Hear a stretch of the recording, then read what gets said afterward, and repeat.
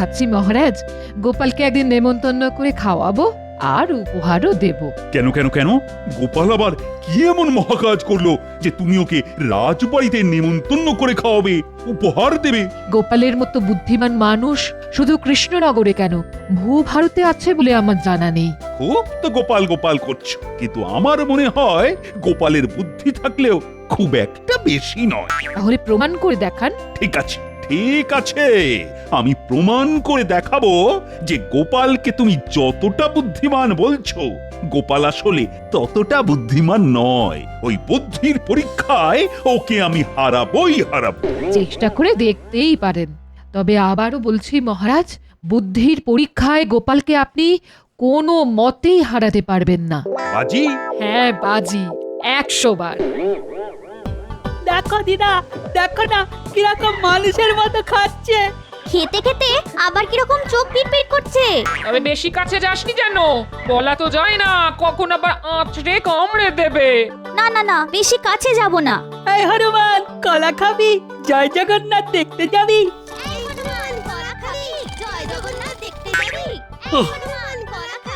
একটু আয়েস করে ঘুমোচ্ছিলাম, তারা চেঁচামেচি করে দিল ঘুমটা ভাঙিয়ে।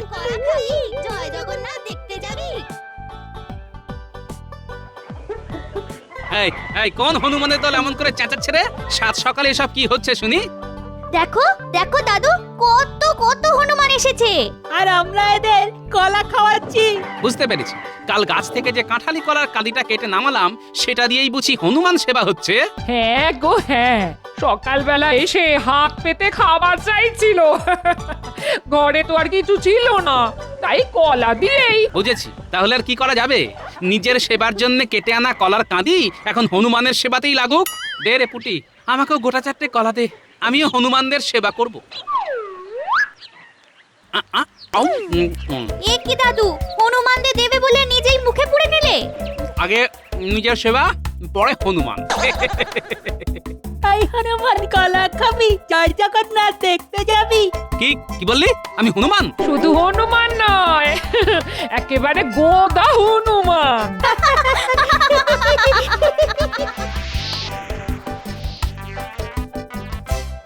শোনো মন্ত্রী, যার জন্য তোমাকে গোপনে ডেকে পাঠিয়েছি, দেখো গোপালের বড্ড বুদ্ধির অহংকার। গোপালের এই বুদ্ধির অহংকার ভাঙতেই হবে, আর সেই কাজটা করতে হবে তোমায়। বাহ, এ তো খুব ভালো কথা মহারাজ। দেখবেন বুদ্ধির খেলায় ওকে ঠিক কাজ করে দেব। আসলে তোমাদের এই রানীমার সঙ্গে আমার বাজি হয়েছে। তোমাদের রানীমার মতে গোপালের মতো বুদ্ধিমান শুধু এই কৃষ্ণনগরী কেন, ভূভারতে আর দুটি নেই। আপনি নিশ্চিন্ত থাকুন মহারাজ, এমন মাথা খেলিয়ে বুদ্ধি বের করব না যাতে গোপালও জব্দ হবে আর রানীমার কাছেও আপনার মুখ পুড়বে না। বাহ বাহ, এই না হলে আমার মন্ত্রী। তাহলে কাজে লেগে পড়ো।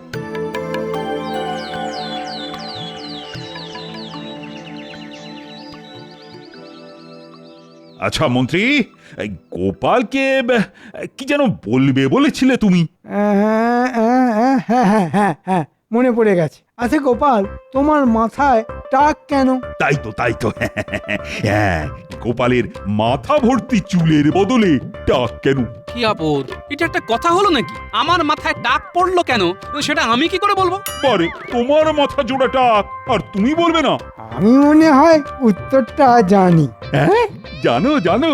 বাবা বাবা বাবা, এই না হলে আমার মন্ত্রী। আমরা সকলেই জানি দাঁত থাকতে দাঁতের মর্যাদা আর চুল থাকতে চুলের যত্ন করতে হয়। মানে রোজ দাঁত মাজা, চুলে তেল মাখা, চুল আঁচড়ানো, এসব তো করতেই হয় আমাদের। কিন্তু গোপাল তো কিপ্টের এক শেষ, তাই এক ফোঁটা তেলও মাথায় দেয়নি কোনোদিন। সে কি গোপাল, খরচের ভয়ে তুমি মাথায় কোনোদিন তেল দাওনি? তাহলে আর চুলের দোষ কি? যত্নের অভাবে অকালে ঝরে তো পড়বেই। চুল নেই বলে আঁচড়ানোর বালাইও নেই, তাই চিরুনি কেনারও খরচ নেই। সে কি গোপাল, তোমার চিরুনিও নেই?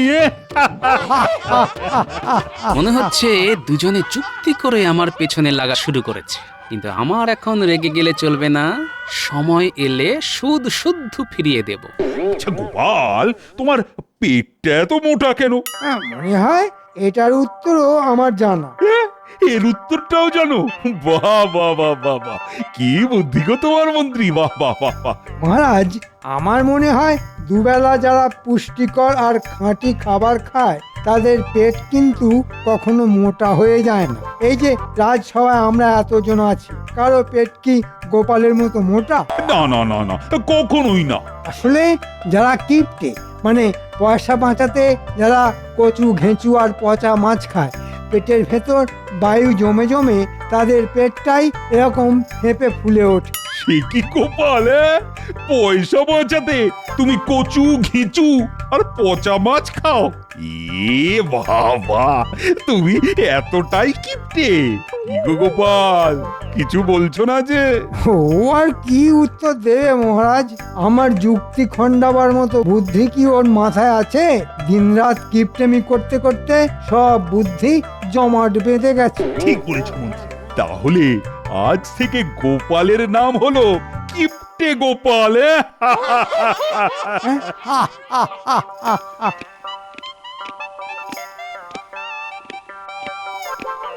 মহারাজ, মহারাজ, এক দল হনুমান এসে আপনার ওই ফলের বাগান একেবারে তছনছ করে দিচ্ছে। সে কি?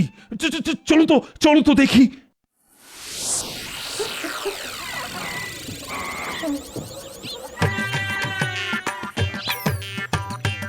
এ কি? এত হনুমান এলো কোথা থেকে? তাড়িয়ে দাও, তাড়িয়ে দাও, এক্ষুনি এদের এখান থেকে বিদায় করার বন্দোবস্ত করো, না হলে যে সব ফল খেয়ে একেবারে শেষ করে ফেলবে। দরকার হলে অন্য কোনো কঠিন ব্যবস্থা নাও। যথাজ্ঞা মহারাজ। না না মহারাজ, এমনটা করবেন না। ওপরওয়ালার সৃষ্টি অবলা প্রাণী, ওদের তো খিদে পায়। তাই নাকি? হনুমানদের ওপর তোমার যে খুব দরদ দেখছি। সেটাই তো স্বাভাবিক মহারাজ, ওনারা যে আমাদের পূর্বপুরুষ, তার ওপর ভগবান রামচন্দ্রের পরম ভক্ত। ঠিক বলেছ, এই বুদ্ধি দিয়েই গোপালকে কাত করে ফেলা যাবে।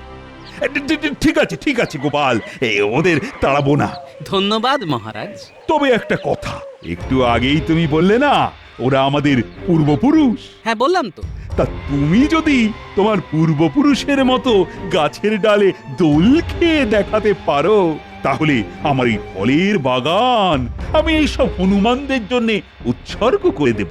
আর দোল খেয়ে দেখাতে না পারলে আমার বাগানের সমস্ত ক্ষতি কিন্তু তোমার কান মূলে আমি আদায় করে নেব। ঠিক আছে মহারাজ, তাই হবে। তবে আজ তো আমি ঠিক প্রস্তুত নই।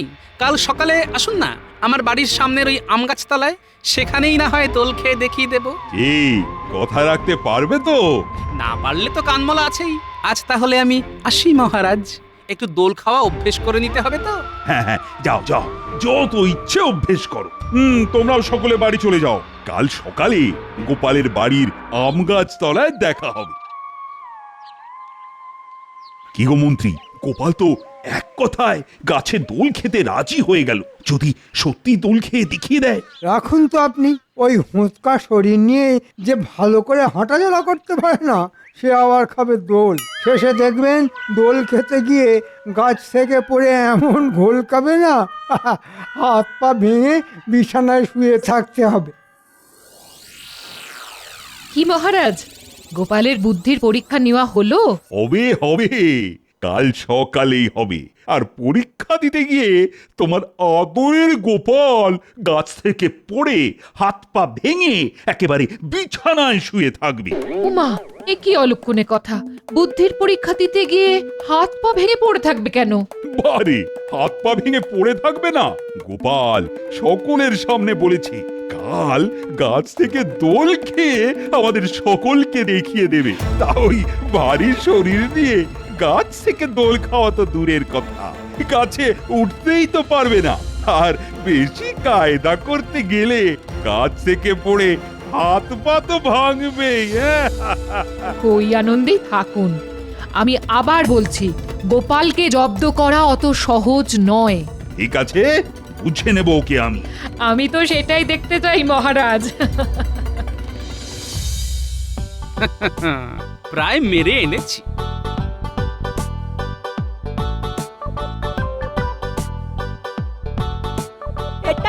বানাচ্ছ গো দাদু?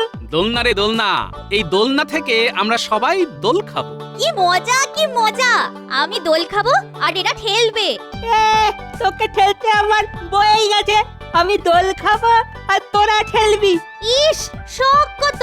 উনি কোন মহারাজ এলেন যে ওকে ঠেলতে হবে? আর তুই কোন দেশের মহারানী রে? এই নিজেদের মধ্যে ঝগড়া থামা দেখি। সর্বপ্রথম দোল খাবো আমি, আর ঠেলে দিবি তোরা। বাহ বাহ, কি মজা কি মজা! দাদু দোল খাবে, দাদু দোল খাবে।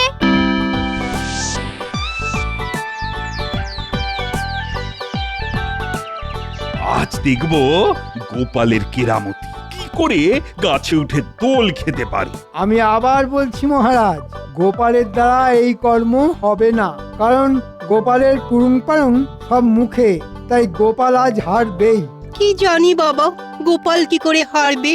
সে তো সবই পারে, তাই এটাও মনে হয় পারবে। তুমি চুপ করে তো সবা কবি, সব সময় গোপালের হয়ে কীর্তন গেও না তো।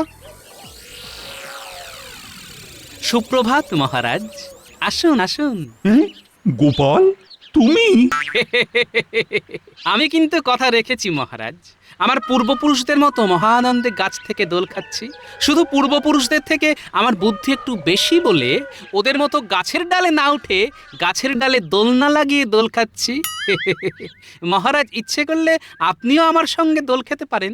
যা চলে, গোপাল তো বুদ্ধির জোরে ঠিক আমাকে জব্দ করে দিল। কি মন্ত্রী, এ তো এককাল মাছি হয়ে গেল। বলি, এবার কি হবে? কি হলো মহারাজ? আরে বাবা, মন্ত্রী মশাইয়ের সাথে গুজুর গুজুর না করে দোলনায় দোল খান, খেলে শরীর মন সব হালকা হয়ে যাবে। না না, মানে আমি দোল খেতে পারবো না। কেন মহারাজ? বুদ্ধির খেলায় আমাকে খোল খাওয়াতে পারলেন না বলে মন খারাপ হয়ে গেল? হ্যাঁ, তুমি চুপ করো তো গোপাল। ঠিক আছে ঠিক আছে, তাহলে আর একটা মাত্র কথা বলেই চুপ করে যাব। মহারাজ, আপনার ওই সাধের ফলের বাগান তাহলে আমার পূর্বপুরুষদের দিয়ে দিচ্ছেন তো? হ্যাঁ হ্যাঁ, দেবেন দেবেন, তবে তবে আর একটা কাজ করে যদি দেখাতে পারো। বলেই দেখুন না, ঠিক পারবো। ভালো করে ভেবে বলো গোপাল, না পারলে কিন্তু মহারাজ তোমাকে এই কৃষ্ণনগর থেকে তাড়িয়ে দেবেন। আরে এত রহস্য না করে বলেই ফেলুন না কি কাজ। মহারাজ, তাহলে বলেই ফেলি। মন্ত্রী এবার হয়তো একটা জবরদস্ত কোনো মতলব এঁটেছে। বলে ফেলো মন্ত্রী, বলে ফেলো। কাল সকালের মধ্যে মহারাজ ও রাজ্যের পক্ষে সব থেকে বিপজ্জনক লোকটিকে আটক করে রাজসভায় এনে হাজির করতে পারবে? গোপাল হয়তো নবাবের কথা ভাবছে, আর তার সাথে এরকম করতে গেলে জামার খাবে না, বুঝবে তখন মজা। কি গোপাল, পারবে তো? এ তো খুব সোজা কাজ। কাল সকালেই তাকে বস্তাবন্দি করে নিয়ে আসবো আমি মহারাজ। তাহলেই তোমার পূর্বপুরুষ আমার ফলের বাগান পাবে। চলে এসো সবাই। আমিও কি আপনার সাথে আসবো মহারাজ? না, কচি খোকা সেজে যেমন দোল খাচ্ছিলে তেমন দোল খা।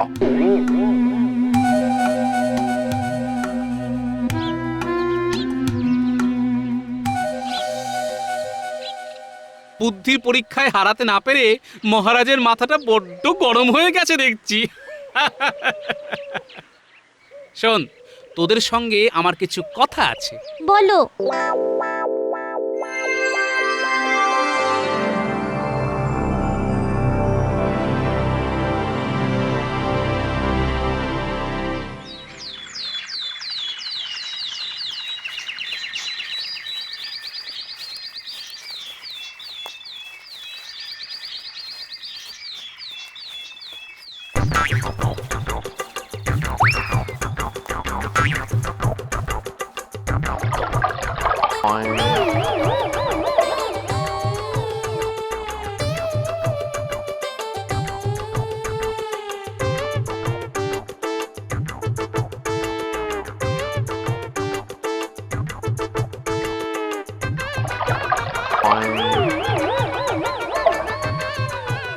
আজ সকাল হতে না হতেই পেটে চাপ পড়েছে।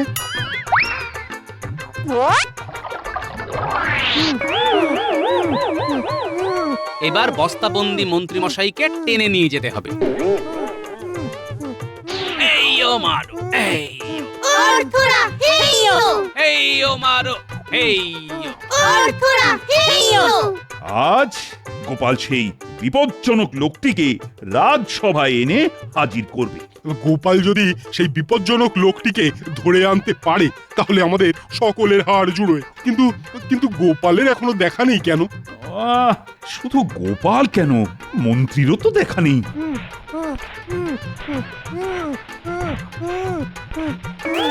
এই নিন মহারাজ, আপনার আর আমাদের রাজ্যের পক্ষে সব থেকে বিপজ্জনক লোকটিকে বস্তাবন্দি করে নিয়ে এসেছি।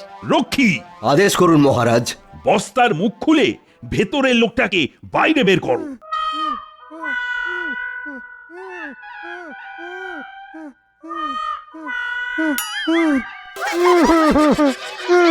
এটা এটা আমার প্রতি কিরকম ব্যবহার হলো মহারাজ? আরে এ তো মন্ত্রী। ও গোপাল, গোপাল, এ তুমি কি করেছো? কেন মহারাজ, আপনার ও রাজ্যের পক্ষে সব থেকে বিপজ্জনক লোকটিকে ধরে এনেছি।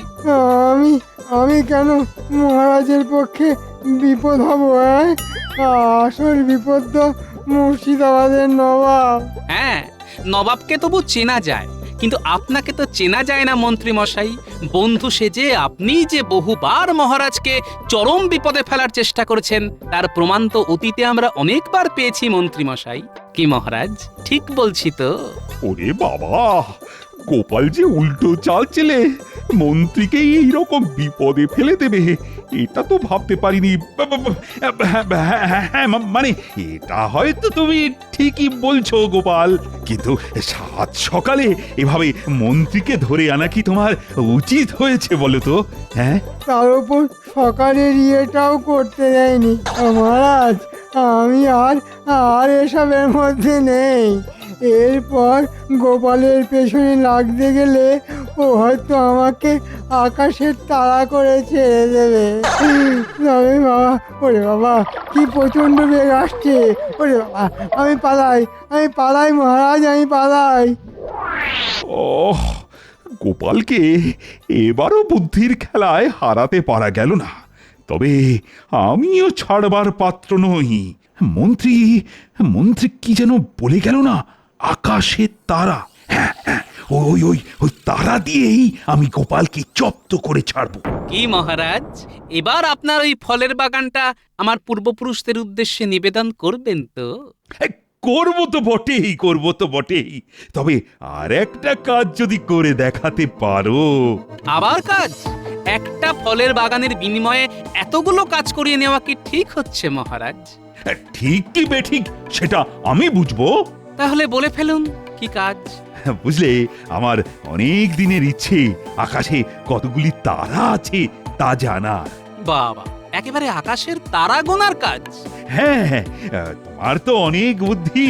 তাই যদি আকাশের সমস্ত তারা গুনে আমাকে বলে দাও, তাহলে আমার ইচ্ছেও পূরণ হবে, আর আমিও হনুমানদের জন্য ফলের বাগানও দিয়ে দেব।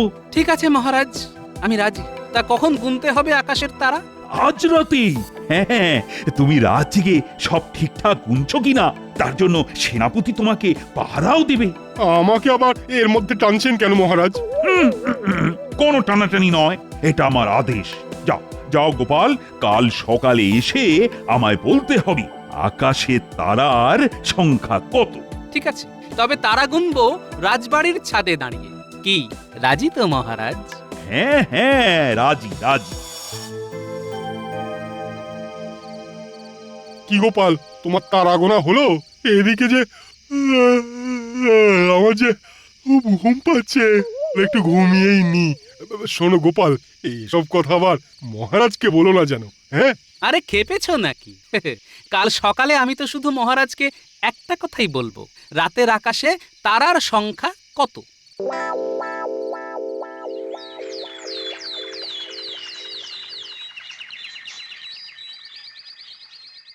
এবার গোপালকে যে ফাঁদে ফেলেছি না, দেখবে ও ঠিক হারবে, আর তার সাথে তুমিও বাজিতে হারবে। হ্যাঁ, দেখাই যাক কে হারে আর কে জেতে।